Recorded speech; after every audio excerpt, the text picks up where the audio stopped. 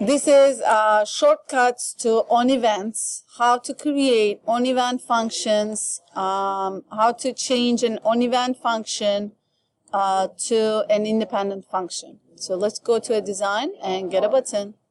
Let's put this button here, and then let's assume that whenever I click this button, I want to create buttons on the screen. So when the button is clicked, let's go ahead and create a button on the screen.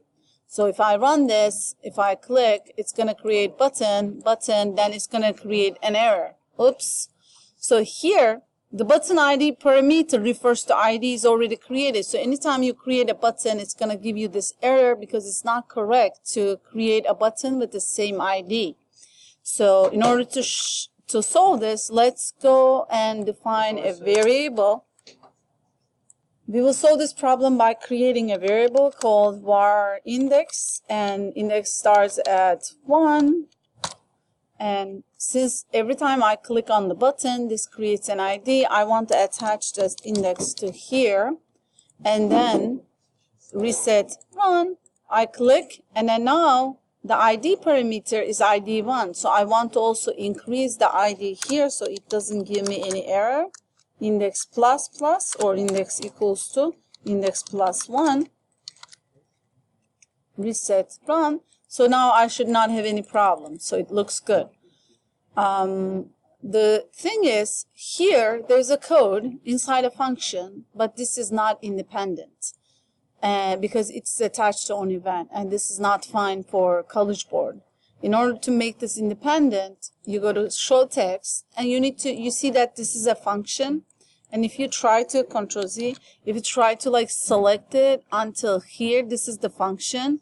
And if you can right click and cut this function and paste it, Control V, you have this function which is not named. It was previously attached to onEvent. So now we need to name this as function copy, and this function needs to be called when the button is clicked. So we write copy here. So show blocks, the difference of this is reset run. When I click on this function, it will run, but I can also attach this function to another onEvent. So if I go to here and if I say screen is clicked, or actually I can go and get another like radio button here, and then when the radio button is checked, I can change this. The radio button is changed or clicked. We will call this function copy function. So I'm going to go to here again. I will remove this function, or you could just use it as is and call this copy function.